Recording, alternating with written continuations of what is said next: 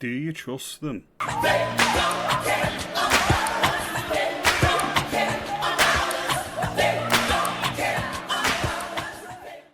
Good morning, I hope everyone's well today. Thank you for watching as always.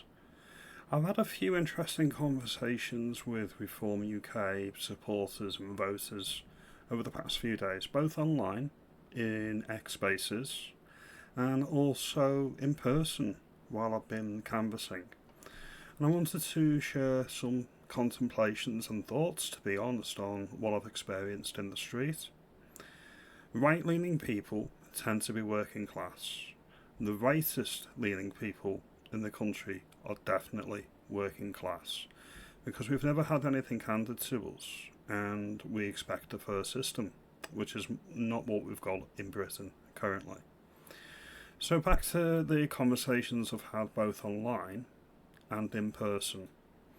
The question that I actually tested online first of all when I was in a Reform UK space, and I came in and I was pretty much attacked on all sides by lots of different people all at once.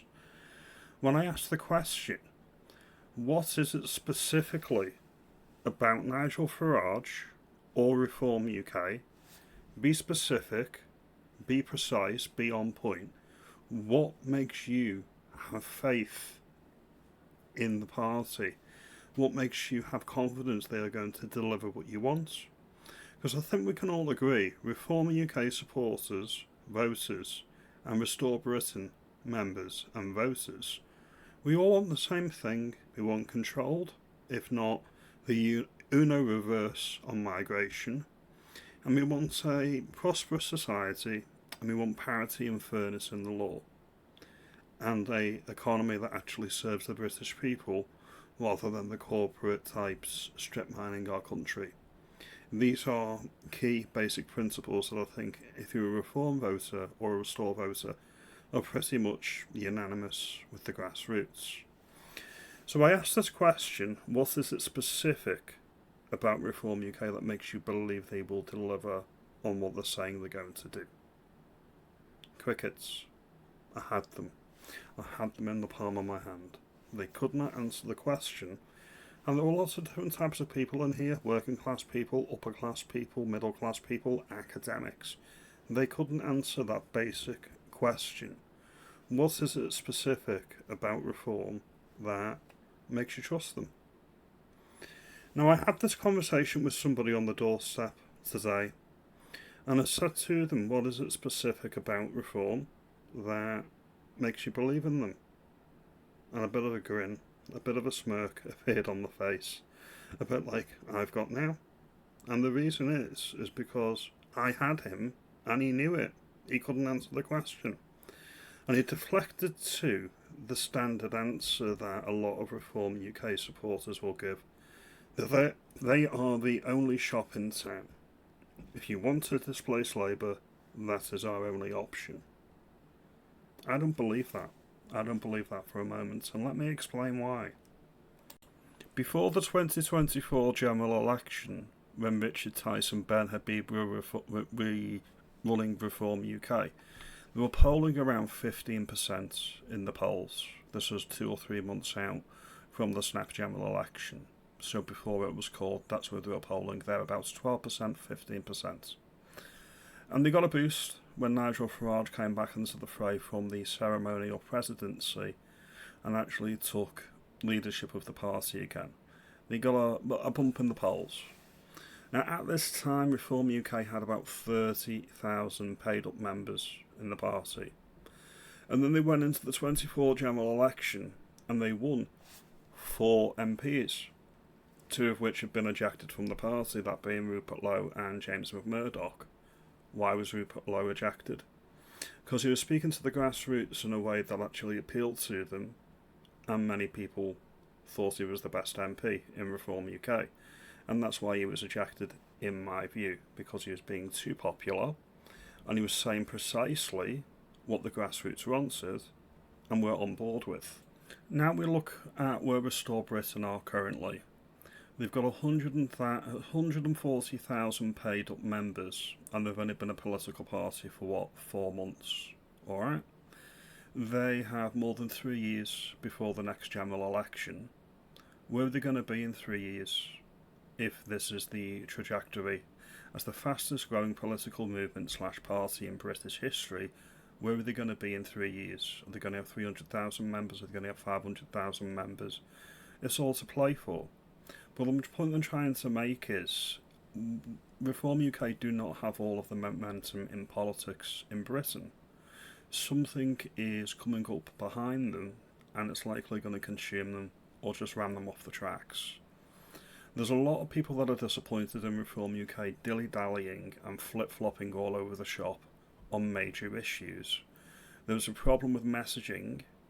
They're not singing from the same hymn sheet, and they seem to say whatever's expedient on a particular day that the person asking the question wants to hear. In short, your typical politicians. Now, when you juxtapose that against what Restore Britain is doing, they are unwavering in their position, they are consistent in their position, and they are not asking people to agree with them. They simply say, we don't care, I don't care. And they invite people to join the party based on the principles of what they are going to deliver in government when they get in. That is a stark contrast to the legacy parties and to Reform UK. So if you juxtapose the membership of Reform UK before the last general election to Restore Britain's membership now, if Restore Britain were going to be fighting an election next week, for example, you could reasonably argue that they've got 5 times the resources that Reform UK had before the last election. They could get not 4 MPs, they could get 5 times that amount without breaking a sweat. So what's that?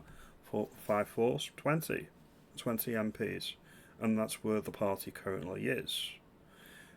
The local elections this year that Reform UK fought in, they won, fair enough, but I would be looking at those numbers and I'd be concerned if I was Reform UK. I would be concerned that while you won, it wasn't a resounding win, and I would have wanted much, much more. So when people ask you, well, why are you splitting the vote? Why have you jumped ship from Reform to Restore? It's because I believe principles matter. I believe you should be consistent in messaging and not really pander to anybody that's not going to be voting for you anyway. We will stand on principle, or we will not stand at all. You're not going to win them over. There's no point in trying. What is more important is winning over the disaffected voter, speaking to them as individuals, and actually having real conversations with them on the doorstep, instead of saying, well, we're not going to poach you from Reform. We are. Ask actual probing questions like I did today. And the person replied to me when I mentioned about the question, why do you trust Nigel, why do you trust Reform? And he didn't answer. He goes, do you think Restore Britain are actually going to replace them? And I can say confidently, yes, I do think that that's going to happen. And I mentioned the memberships to them. I said, well, 2 years ago, Reform UK only had 30k subs or members, and Restore Britain, of course, 5 times that amount in record time.